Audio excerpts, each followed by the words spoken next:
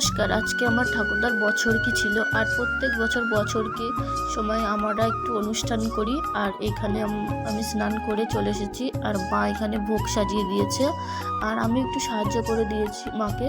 আর এখানে ঘট আছে, আর ঠাকুর আছে, আর এই যে বড় মা আর ঠাকুরদা।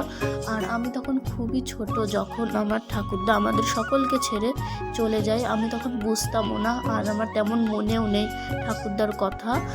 আর ঠাকুমা আছে, এখন ঠাকুমার আদরে আমরা আদর পেয়েছি অনেক, কিন্তু আর এইখানে দেখো সবজি কাটা হচ্ছে, খিচুড়ি রান্না হবে, আর দল আসবে একটু পরে, গান হবে, অনেক কিছু হবে, অনুষ্ঠান হবে। আর এই যে এখানে এই জেঠিটা আলু ধুচ্ছে, এই যে সব আলু একে একে ধুয়ে দিচ্ছে।